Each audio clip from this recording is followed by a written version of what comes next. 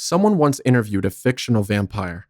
I know you want to get back to the curb outside the commissary, but I also know you have a few questions rolling around in your mind. You can't ask them, but I can. So I'll take a moment and interview myself. Here goes. Chapter 3. Self. I have a few questions for me. Number 1. After that complete jackass Sparky, I love it when I get to write the questions, shove that bloody piece of heart into your mouth? How long before you knew something was wrong? Answer. Immediately. I mean, bloody piece of human heart, kind of dead Roman soldier, in my mouth. Combining those words in the same equation, and what do you get on the other side of the equal sign? The word wrong. If my question to myself refers to how soon I knew I would become something different, the answer remains the same. Immediately. After Sparky used the knife to get the heart out of the dying Roman, the dude sat up and spoke to us. First, he gave us his thanks. In Latin. Everyone who was anyone spoke Latin in those days. Also, both my dad and I were Roman citizens. I'll tell you how we ended up on the pointy side of a Roman legion later. So, this Roman said thanks to the three of us, Sparkius, Gaius, that's me, and Rolf, whose parents had no imagination when it came to Roman names. You read correctly. This guy, without a heart, actually said thanks. A definite hint my day had grown weird. So, the Roman went on about finally getting rest after thousands of years. That pretty much freaked the three of us out, even with the clanging of battle only a few meters away. Well, Rolf's name may have been as light as his brain, but his sword arm was strong enough. One swing, and Talkie Roman's head bounced off a nearby tree and landed face up in the grass. You'd think that'd put an end to the poor creature's gratitude. Would mine. Not so fast. He spit out a mouthful of blood and kept at it. A talking head, and I don't mean a member of the rock band. So, Ballas. Yes, he did introduce himself. Gave us the 411 regarding what eating his heart meant. Well, what it meant to us, because the three of us, 4, if you count one of the earliest organ donors in medical history, understood the whole heart out of body thing meant Ballas's day could have gone better for him. Ballas told us the stark facts, and was like when you drink a glass of milk and feel fine up to the point someone tells you it's sour. First came that acidic gurgling in my stomach, and then I didn't know which end, my mouth or my butt cheeks, would cut loose first. Seems we'd become some kind of semi-immortal predators. Lucky us.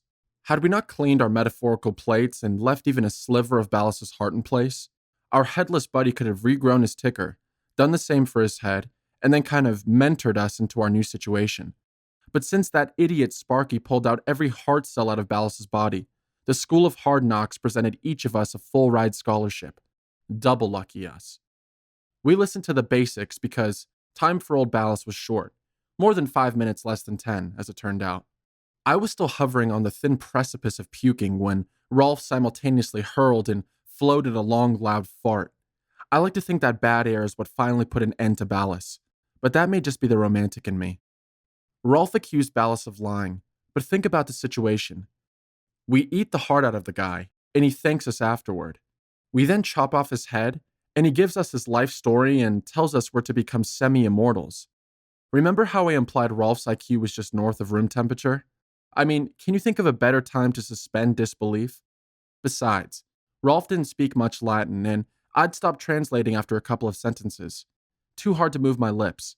Sparky had that uh-oh look and kept his mouth shut. Dad would have been amazed. So, when did I know something was wrong? Immediately. Wouldn't you have? 2. Do you like being a vampire? At first, no. Later, yes. Since then, I run hot and cold on the idea. Here's one all-inquiring vampire files want to know. 3. Do you feed on people? The honest answer is yes. We need blood to survive. Perhaps that makes our condition a disease. Our bodies manufacture blood like any other human. It pains me to disappoint your preconceptions, but we're definitely not the undead of movies. I mean, if we weren't human, why would we need blood to sustain our, I'm going to put this in capital letters, lives? Undead. Lives. Notice the mutual exclusivity of the words? Kind of like giant shrimp. I'll admit, human blood provides the greatest nourishment. It gives us the kind of kick Wonder Bread always promised. It can be high in cholesterol, though. That's a drawback. Warning, embarrassing secret spoiler. Here's the thing. I like human blood about as much as you like raw calf's liver. I can survive on animal blood for quite a while, but eventually I require the real thing. It's best not to hang out with me at those times. 4. Are there any other effective methods for destroying vampires? Thought I'd sneak that one in on me, did I? Like I'd really answer that one. Next. 5. Have you always been so roguishly handsome? Yes. Once more, I'm sure all the babes out there are wondering. 6. Are you currently in a serious relationship? No, but I was married one time. It's the reason you'll never hear or read me use a curse word. Nellie told me those words weren't spoken by the better class of people. I decided I wouldn't use them either. It's my monument to her. I let myself grow old with Nellie because I wanted to experience our great romance in every phase of life. Don't grab for your box of tissues because it wasn't as noble as it sounds. I can regenerate my youth. I considered feeding my heart to her in the final months, but more than a million reasons existed that would make such an action the ultimate in selfish moves. 7 decades with Nellie, and each day felt like the first. As she faded, I became frantic. I'm sure you understand. My centuries of life experience proved worse than worthless because I knew I couldn't help her. Sparky feared I'd lost my mind when Nellie went. He said later he'd thought I'd do something stupid enough to raise the attention of the 7. I didn't. Though, I'll admit to slipping into an emotional coma for about a century after we buried her. So no, I'm not in a serious relationship. Nellie was my one. Another could never compare with her or dim my love for her.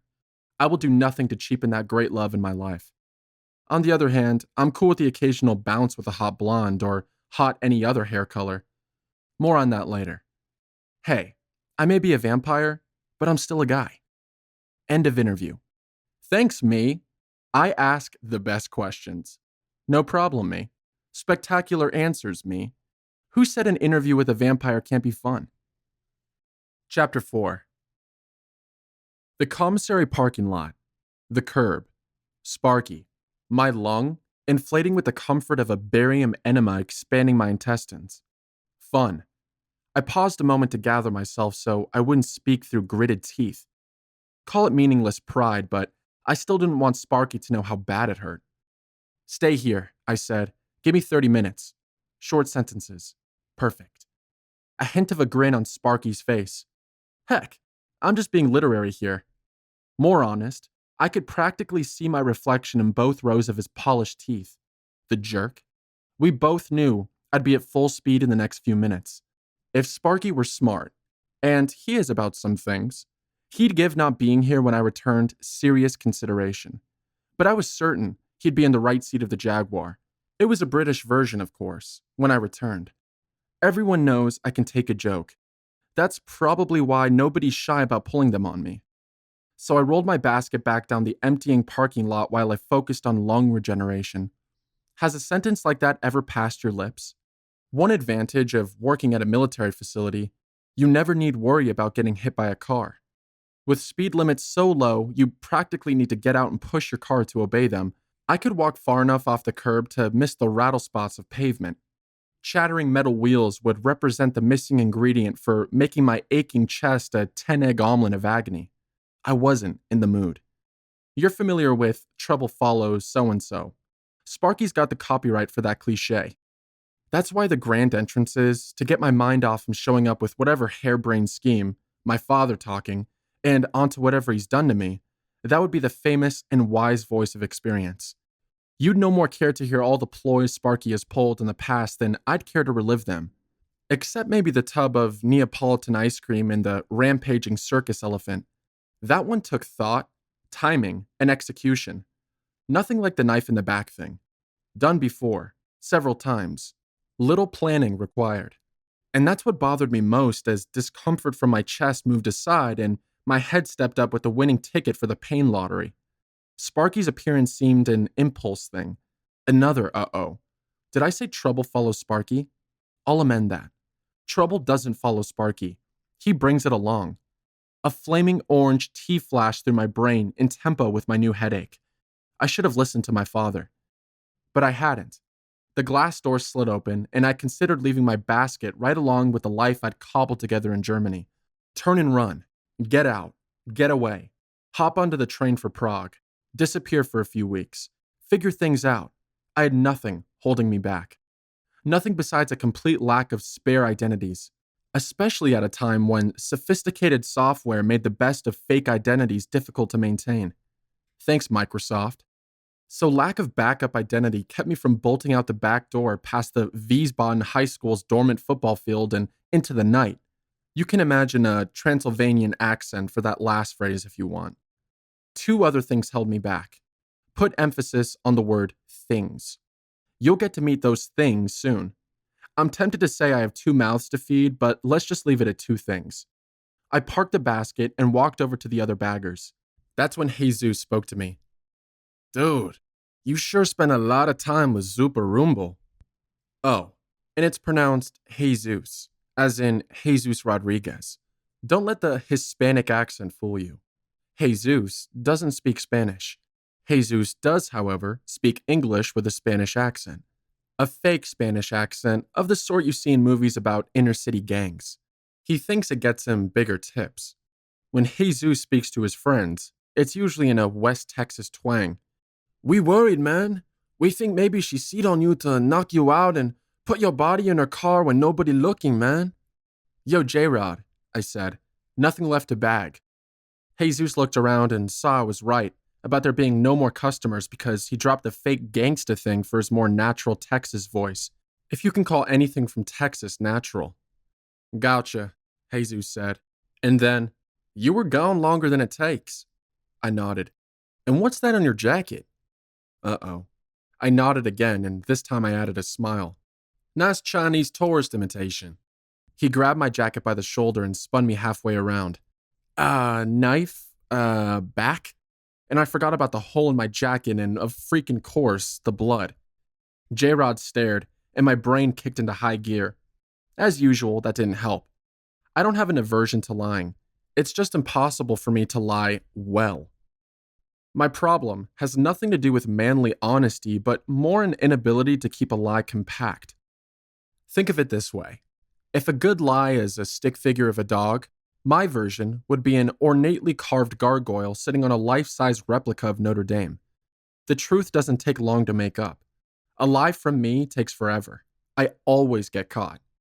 When the hell did that happen? J-Rod asked. Good thing about guys, they don't notice much about someone else's clothes unless said clothes happen to include a string bikini. In that case, we can identify the knots. My jacket? Probably not. All I needed to do was make up a time it happened. The blood hadn't dried, so whatever I made up had to have happened immediately prior to my run with Super Rumble. I couldn't look at the clock, though. How do you spell obvious? Still sporting that Chinese smile, I fired up my fib machine. Comet collides with Earth? Too simple. Water from melting snow found its way to a train track, causing some electronic component to... A woman's voice said. It fell off his basket and the shuttle bus ran over it. I looked up and saw that the voice belonged to Sarah Arias, and she was speaking for me. I could have dropped dead then and felt my life well lived. I mean, Sarah Arias was the most gorgeous thing to ever hump groceries for tips. The shock that she'd get involved in the petty goings-on between J-Rod and me, it would be like Helen of Troy inviting you on a long boat ride. Except, I suspect Helen of Troy would have looked a bit plain compared to our Sarah Arias. Think I'm exaggerating? I call your attention to Exhibit 1. J-Rod reflecting the kind of stone-faced astonishment popular on Easter Island. 1,000-yard stare. The slight bit of drool at the slackened corner of his mouth. But I had problems of my own. Did someone just use a fire hose to inject a keg of Botox into my face? Because I was certain I'd regrown my lips and eyebrows before I passed through the door. But no feeling at all registered on my face. Was I also doing the J-Rod drool? My luck. The first time Sarah Arias says something meaningful. She did kind of lie to keep me out of trouble. I think. The first time she speaks to me and all I can do is look back like a steer staring through a barbed wire fence. But it worked. J-Rod forgot all about my bloody jacket. Me? I used the self-control I'd honed during hundreds of dicey situations to clear the mental and physical fireworks. Sarah Arias' voice launched into my cold black brain. I know that some of you ladies out there are thinking, would the pig really think about betting a girl for speaking a single sentence? Pig? That's over the top, and you should be ashamed of yourself for thinking that about me. But yes, Sarah Arias talks, predictable things happen, and I liked it. What I didn't like was the way Sarah glanced at me like she could read my thoughts, like she'd opened a private one-way telepathy channel between the two of us. Interesting, but I do work with her at least 3 shifts a week. And the stuff I think when she's around, I bet you same ladies will tisk tisk in disgust and remind me of my vow to my dear dead wife Nellie. Remind me of who? Just kidding. A relationship with Sarah Arias is an impossibility for a guy like me. A sophomoric crush bordering on unhealthy obsession? Totally possible. That would make me identical to everyone who worked in the Wiesbaden Commissary. Same for non-employees, customers, and seeing eye dogs. Enough talk of other guys. Sarah Arias and I finally made contact, and all I could manage was a dumbfounded stare as my blood migrated from my primary brain to the alternate command post. So much for self-control. I managed to step toward her. J-Rod remained as still as a bag of frozen corn. Her sweet aroma was faint and indescribable. I've used many languages through the years and can assure you there's no combination of words to adequately relay that agonizingly thin wisp of heaven she exuded. As far as the tobacco odor radiating off her body, easier. I'd call that essence of humid, smoky wheelhouse in a Greek fishing boat. Not entirely appealing. Yes, our mysterious and beautiful Sarah Arias smoke more in a day than a NASCAR pit crew. As the hairband Poison once pointed out, every rose has its thorn. The smoking thing represented one of those lyrical thorns and certainly the most visible. Experience tells me that relationships weave whole nests of thorns. Did I really care to search for those hidden beneath the surface? Let me think. Heck yes. She didn't step back at my approach, like most women do lately, but instead glanced away for a second and then back at me. Was she gathering courage to speak? I wish. Nothing ventured, nothing gained.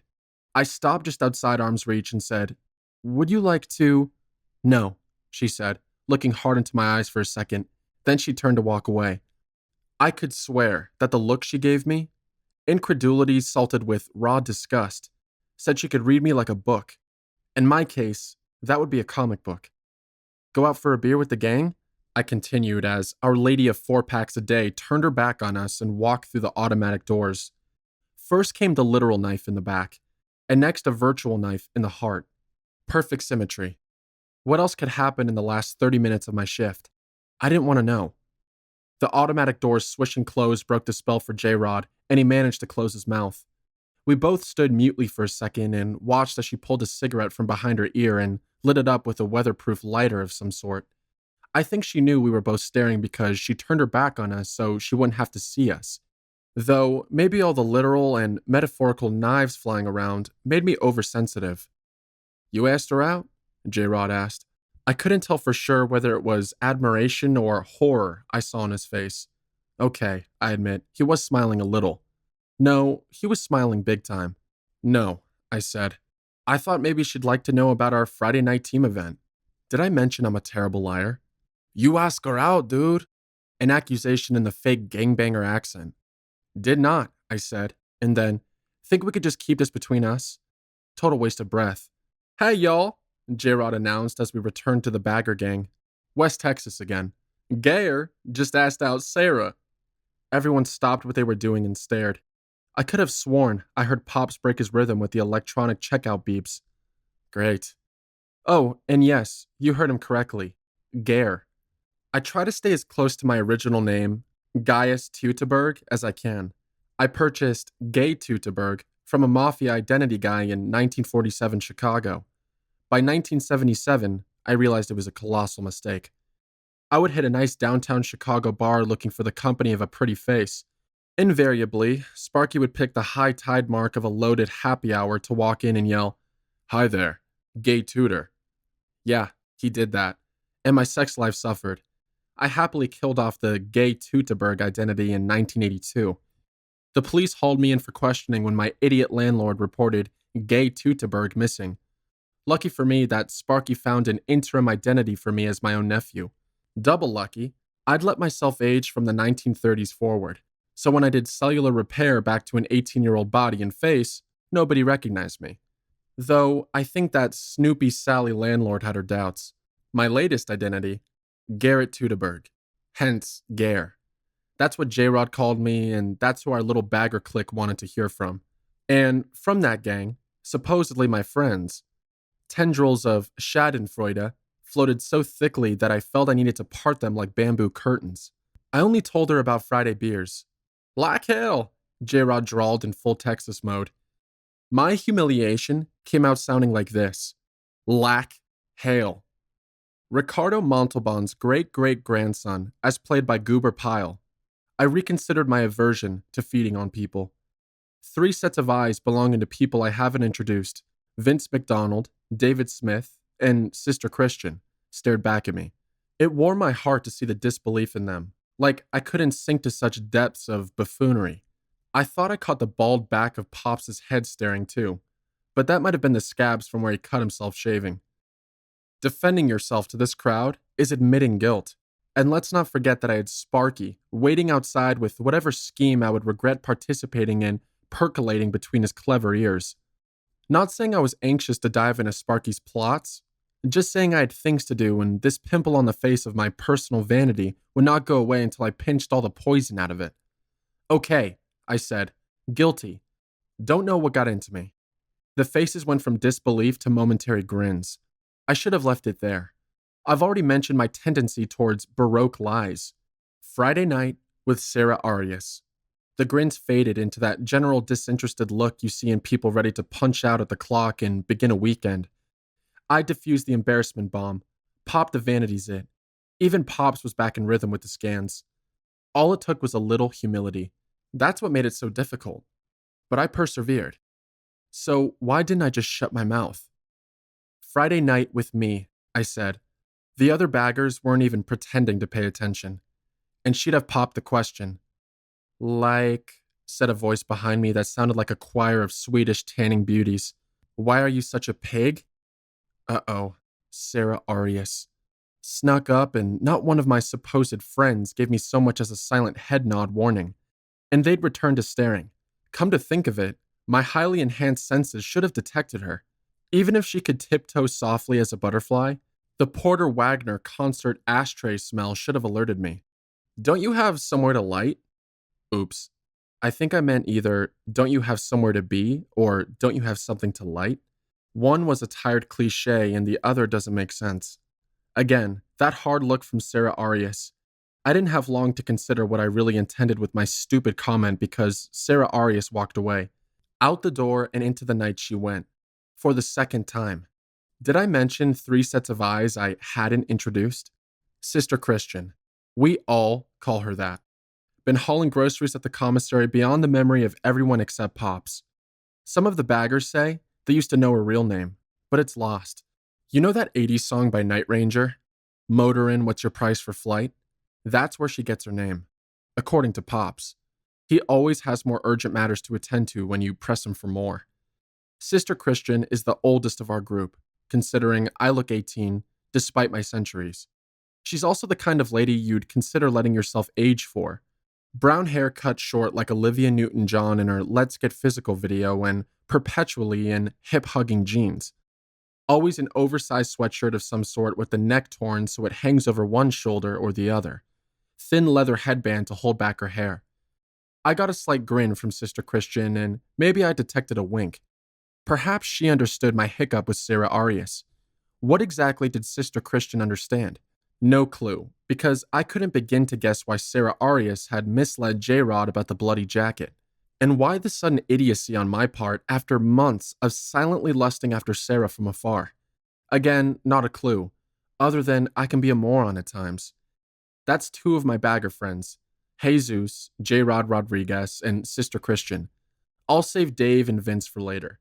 Thoughts of cold beer overcame their shock-infused inertia caused by Sarah Arias deboning my manly pride on center stage.